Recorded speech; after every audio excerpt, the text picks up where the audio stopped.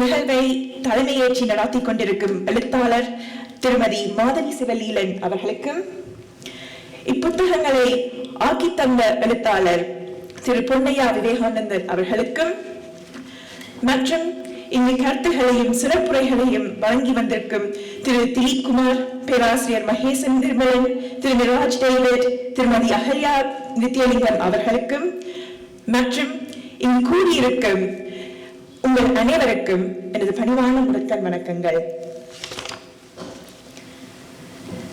இத்தகைய பெரிய அறிஞர்கள், பெரியோர்கள் கூடியிருக்கும் இந்த நிகழ்வில் என்னையும் ஒரு சில கருத்துக்கள் கூற அழைத்தமைக்காக இந்நிகழ்வின் ஏற்பாட்டாளர்களுக்கும் எனது மனமார்ந்த நன்றியை தெரிவித்துக் கொள்கின்றேன்.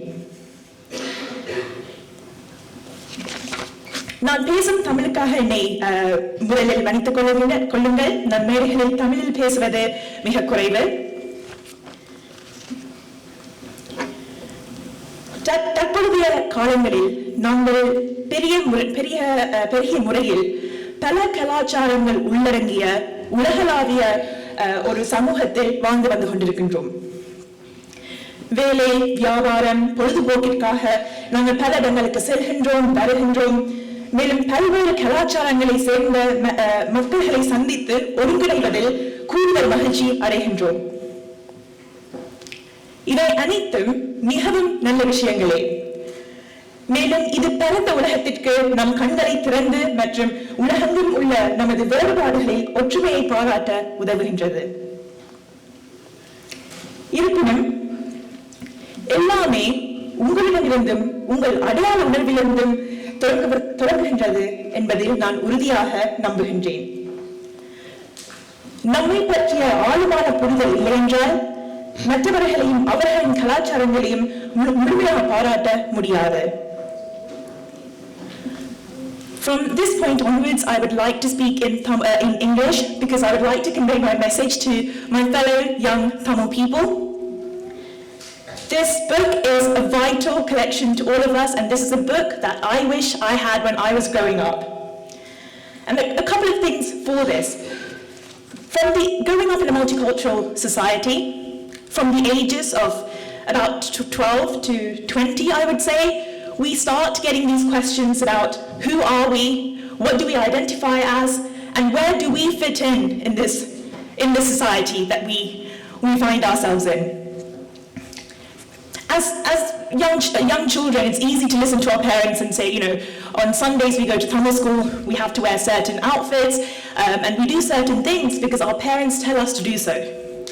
But from the ages of 12 onwards, I think we start developing our critical thinking, and we start questioning why. And I know that this is a daily occurrence in my household when I was a child, and I think my parents wish they had this book to give to me when I was younger. It'll be questions like, oh, Amma, why do I need to wear a pottu? Why do I need to wear this udupu? Or, for example, we had a Mangala Vrek ritual today, and why do we do things like that, right? All valid questions. And growing up in a Western world where these things aren't so common, it's obviously natural for us to question what we do, why we do things, and whether or not it's right for us to continue doing these things. As Tamil people in foreign countries, it's easy to identify ourselves as Tamil based on the clothes we wear, as based on our outwardly appearance. But actually, what really distinguishes us as Tamil people of our ethnicity is what you really described really well as our ahatpanbadu. So if our ahatpanbadu, our inner self if we don't have the right values, there's no point in us doing all these extra things if our inner values aren't aligned.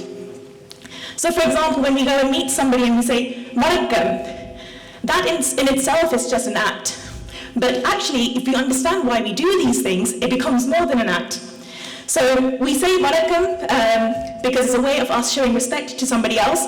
And these are values that are so common, not just in our culture, but in other cultures as well. And this is such a beautiful way, when we understand why we do what we do, it's a beautiful way to connect with other cultures, as we do in this world that we're in right now.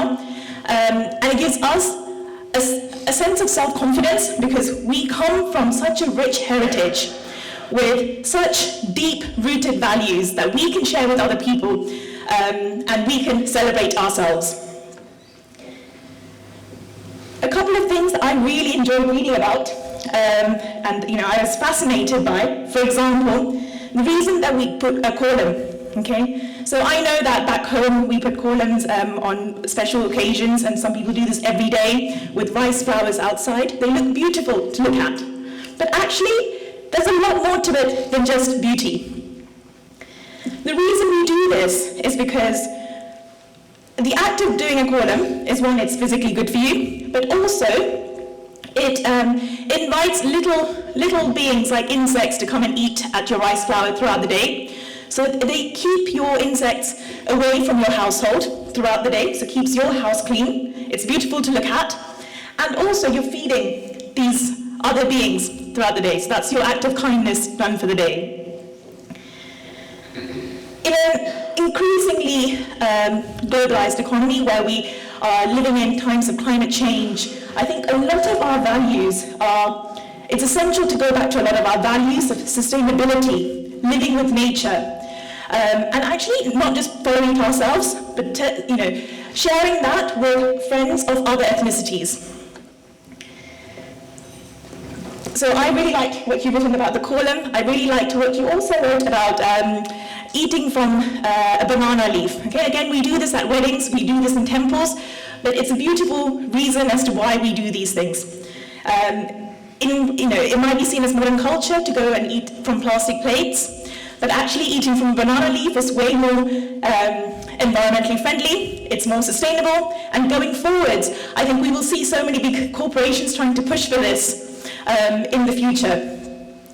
And I think it's so important for us to understand our own values, to still think critically about why we do these things, and not take things at face value, so that we can continue to share these messages. I do want to say, I'm so glad that you've managed to address the question of why. Okay, and I think that's so important as kids. That's the thing that enables progression in society. So all these things that we do, I think we should still question why we do these things, and this book is so comprehensive, and it gives us a good starting point to then further delve into it as and when we need it.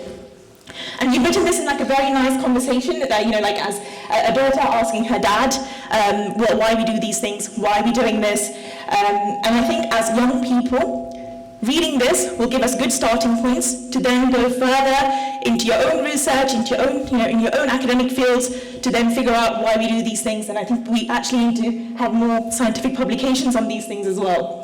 So thank you so much for sharing this with us.